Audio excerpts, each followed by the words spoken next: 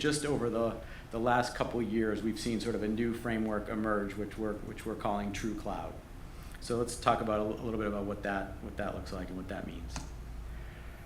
So first thing, back then, early cloud, it was basically only Amazon.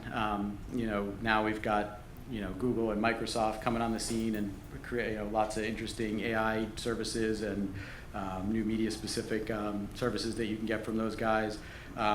Lots of technology that makes it so you can leverage cloud technology, but in your own data center. So private cloud becoming an important thing as well. And so we're really moving from what was once a pure AWS world to really a hybrid cloud, multi-cloud world. And I think we're seeing that as a really important tenant in media.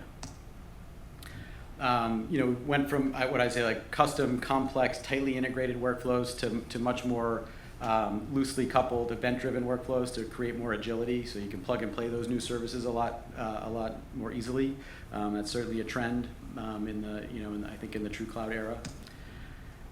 Cloud native. When we launched our first SaaS product back in 2012, the term cloud native was not well understood and it was misused a lot. I think that term is now well understood and used much more consistently across the industry. So I think that helps vendors and buyers communicate about the value prop a lot more easily.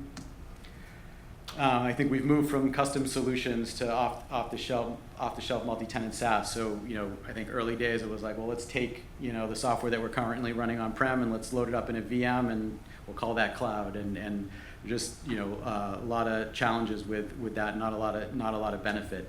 I think the move to off-the-shelf multi-tenant SaaS creates a lot of economic value, which I'll talk about in a minute.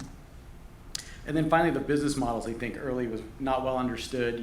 Certainly things people have been surprised by, things like egress fees and just understanding different costs and economics. And you had software vendors who were charging for things in certain ways and then compounding that with your Amazon bills. And I think we've got much clearer commercial frameworks now that are not only much more well understood, but that align well with business value and with specific media workflows. So I think all of those things have been positive trends.